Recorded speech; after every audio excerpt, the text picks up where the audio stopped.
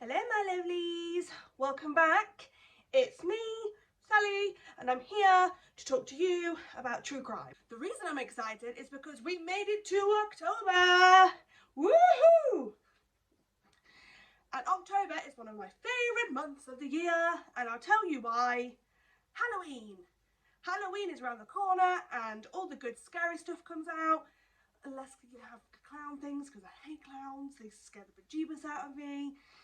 But yeah, so I'm super excited today because not only is it nearly Halloween, also I have a Halloween case for you today. So I thought that would be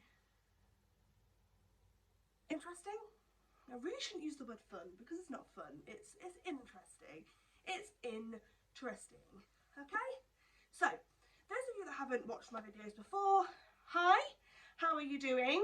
My name is Sally and what I do here is I talk about true crimes and sometimes conspiracy theories and urban legends, and I like my audience to get really involved. So please, if you like my videos, subscribe, like, comment, and if you see them over on other social medias like TikTok or Facebook, please feel free to share and tell your friends all about me. I really appreciate that. Yeah, so that's about it.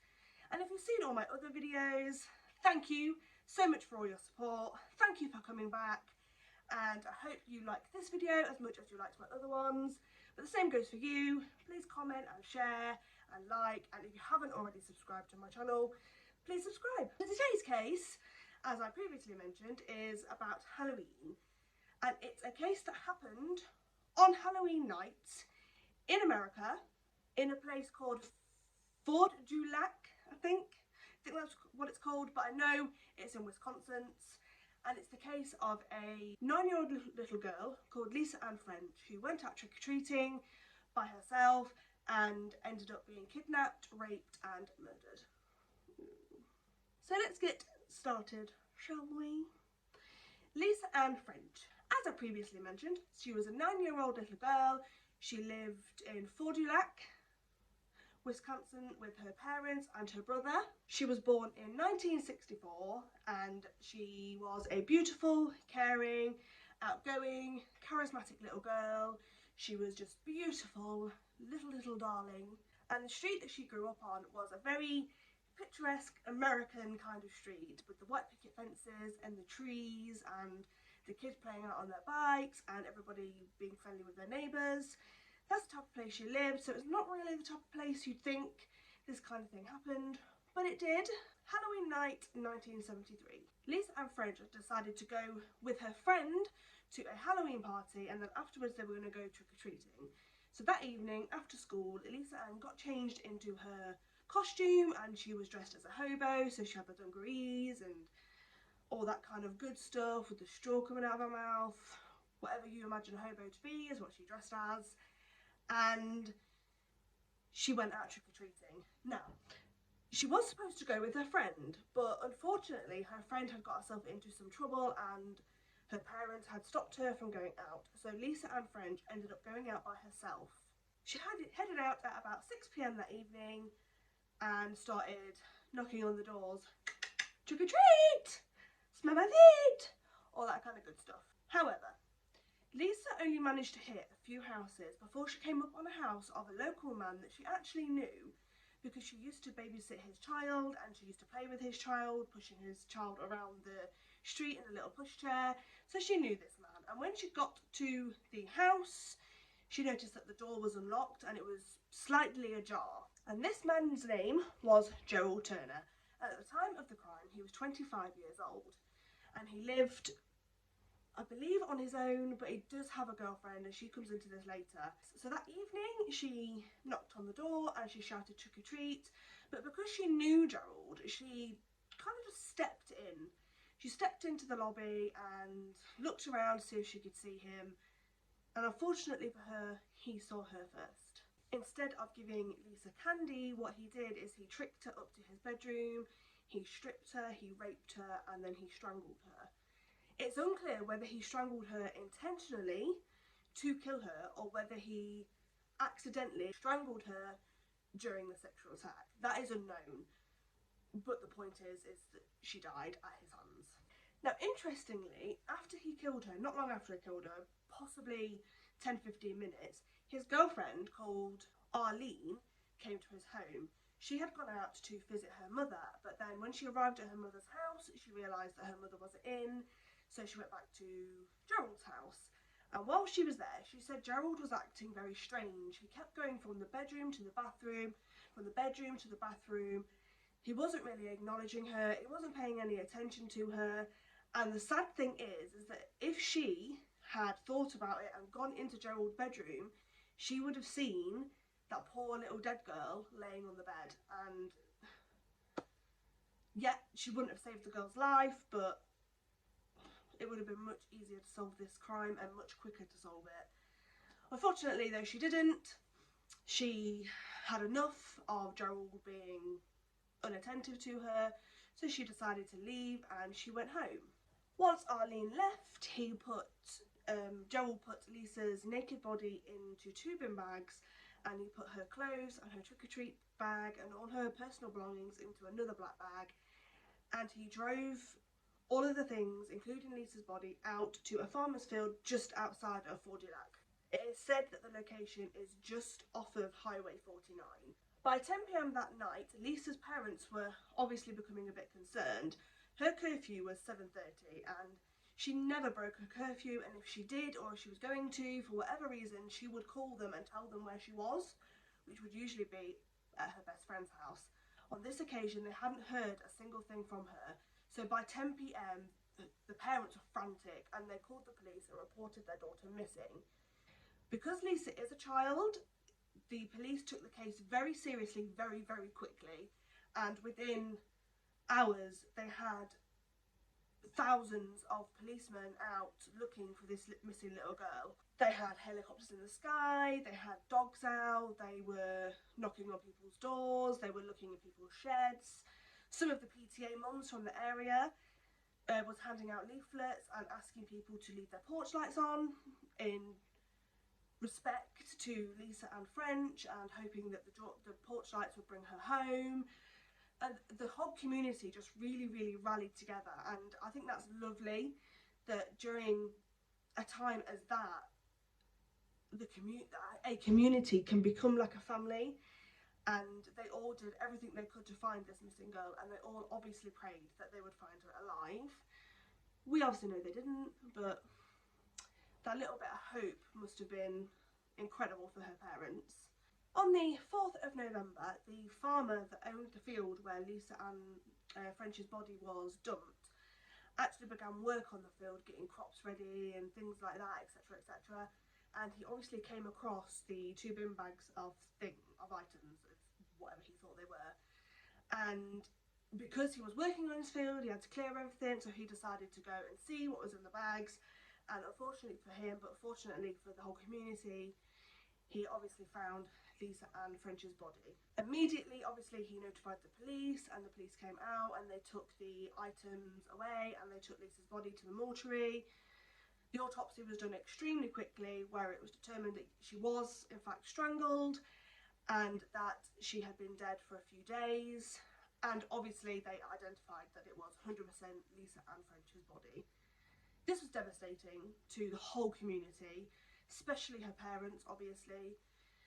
They had always hoped that she was alive. Obviously that was not to be, and unfortunately she had been murdered. It took police another 9 months to finally arrest Gerald Turner on suspicion of murder. Gerald was very, very good at lying. He had been questioned in the initial questioning of all the neighbours. He wasn't singled out originally, but he very, very, very quickly became the main suspect, because when they were talking to him, the 2 policemen that were interviewing him at his home said he was acting very strange, his alibi didn't work out. They were just a bit suspicious, I guess. Very, very suspicious. So he had always been on the top of their prime suspect list. It had also taken this long to get back DNA results from Lisa's belongings, because they were so badly decomposed and the items they'd been left out in the weather for 4 or 5 days. So they really had to get down to it, and they really had to do it properly, obviously. It took a while to get the DNA results back and contact trace DNA and things like this. But eventually the trousers and the socks of Lisa Ann French had DNA of Gerald Turner on them, and also Gerald Turner's bedding had Lisa Ann French's DNA on it. And to top it all off, he was asked to do a lie detector test, which he agreed to, and he failed. So, I mean, all that is pretty much evidence. It's slam dunk, you know. He obviously did it. He was going to jail. So on the 8th of August 1974, he decided to cut his losses and confess. He didn't want to take this to court because he knew he'd lose and he'd get a longer sentence. So he decided that he would plead guilty to the crime. Still maintaining that he'd accidentally killed Lisa, he was charged with second-degree murder. So he was found guilty and he was sentenced to 38.5 years in prison. Obviously, the residents of Fort du Lac were fuming. They were enraged. They were furious that a man could kill a child and then only get 38.5 years. But the sad reality is even worse, and they knew that he would serve less time than what he was sentenced to. He showed no remorse for his crimes. He didn't care. He was happy to go to prison. He wasn't bothered. And even while he was in prison, although he was deemed the scum of the scum, child killers and child rapists are at the bottom of that pile, and serial killers that kill multiple people are disgusted by the behaviour of child killers. It's really ironic, but sexual offenders are the lowest of the low, and he had a pretty rough time in prison. He was scum. That's just the way it was. However, I did manage to find on the internet a letter that he actually wrote to Lisa Ann French. And it gave me chills, so I wrote it down and I will read it to you, but I'm going to read it off this. So it says, this is Gerald Turner writing this to his victim, Lisa Ann French. And it says, quote, "I doubt that I could ever fully realise the terror you experienced at my hands. I can still see you standing in the doorway with that felt hat beaming at having recognised me. Then I see the delight in your eyes turn into fear as I close the door behind you.